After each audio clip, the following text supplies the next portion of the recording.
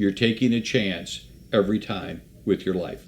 You're playing Russian roulette, only it's not 5 empty chambers, it's probably 5 full chambers.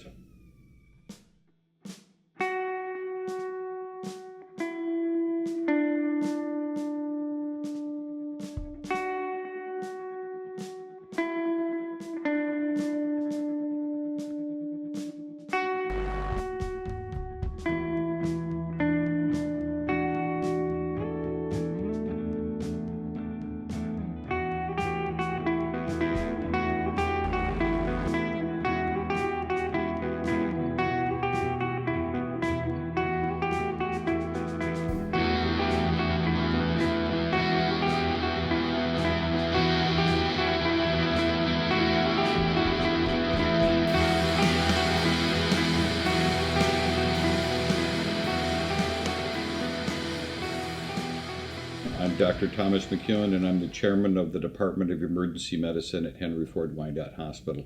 I'm also the medical director of the Lincoln Park Fire Department.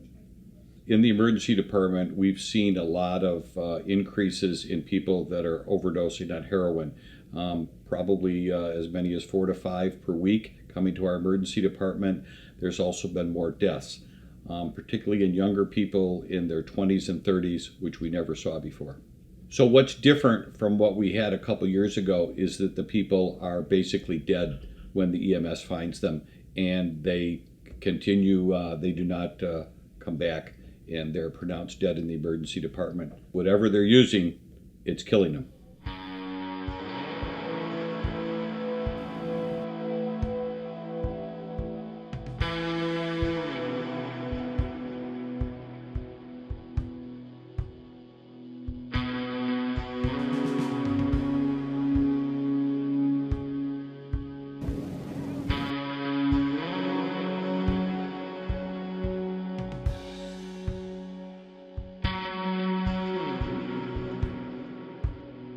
Downriver Central dispatch to 472.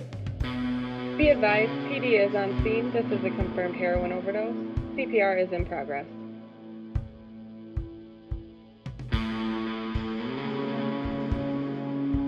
Raymond Waters, Chief of Police, Lincoln Park Police Department. So typically if an officer arrives on a call, he may find some of the obvious things would be a syringe, a burnt spoon, burnt foil, a cut straw, folded lottery tickets, shoelaces, possibly little vials or bottles of water, Q-tips, or cotton balls. But there's no rhyme or reason on why it hits some more than others. Because you don't know they do not know what they're putting in their body when they snort it or inject it. There's not a formula that's followed that the heroin sellers are following. So it's never the same.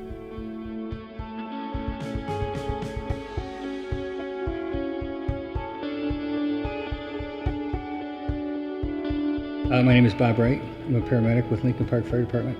Our role is to work with, first we have to go in to get the patient, and then our primary role is to ventilate or to breathe for the patient. And then once we start to get the breathing established, then we will establish an IV, or we will give Narcan intranasally. Most of the time we would start intranasally and then give Narcan IV.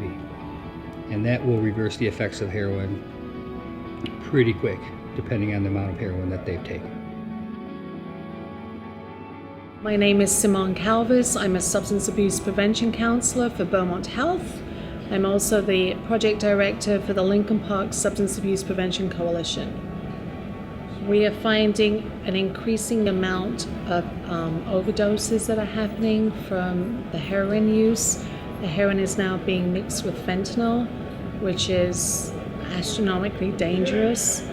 We have found that our students are easily accessing heroin because of their usage of prescription drugs, which unfortunately they are able to access from their own homes, primarily medicine cabinets, grandparents' homes, and not realizing the dangers of their medication use.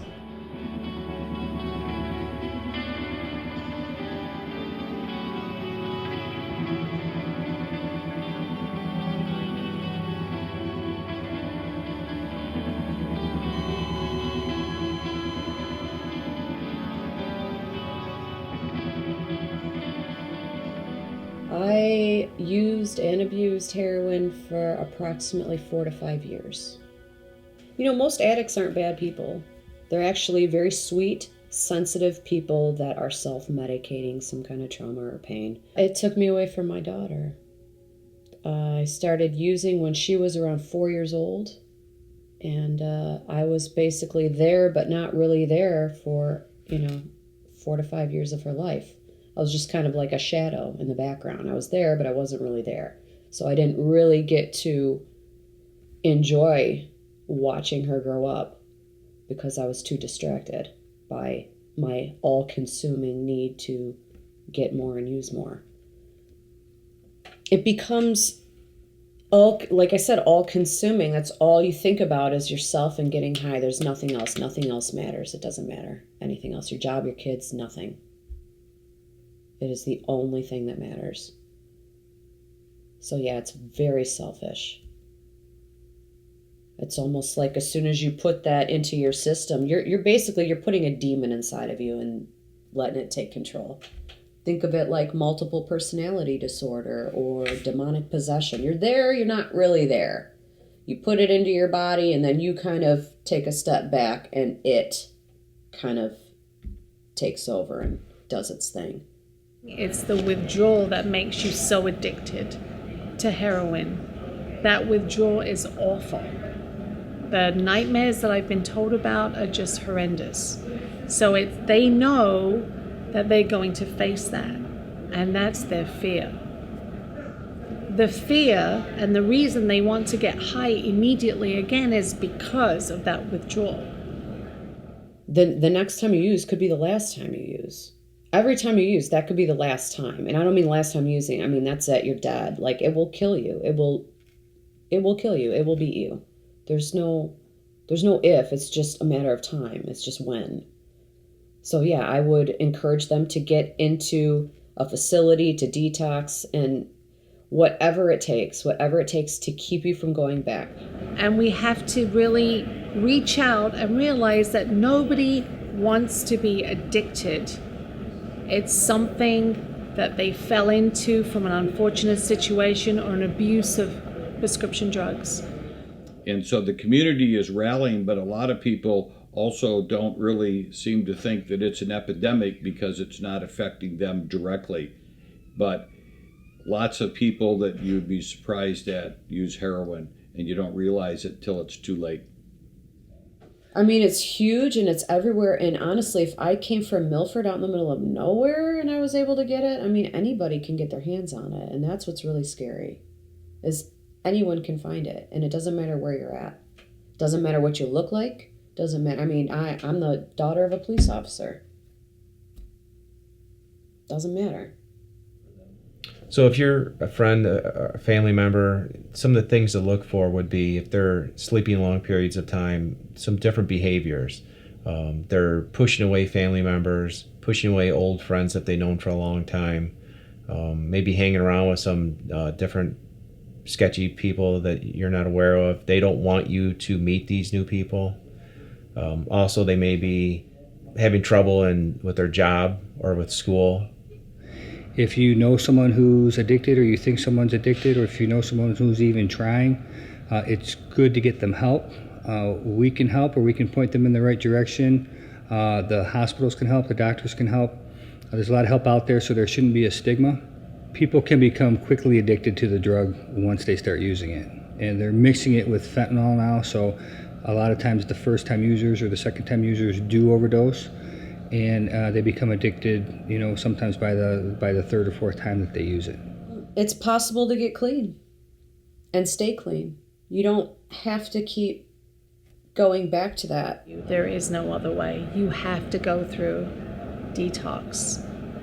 But the community and the housing that they have, they understand that and they're there to support. There is always, you have a little guardian angel next to you that wants you to get through this. If you know of a loved one or a family member or a friend or a neighbor that is suffering from the heroin addiction or an opioid addiction, please seek help.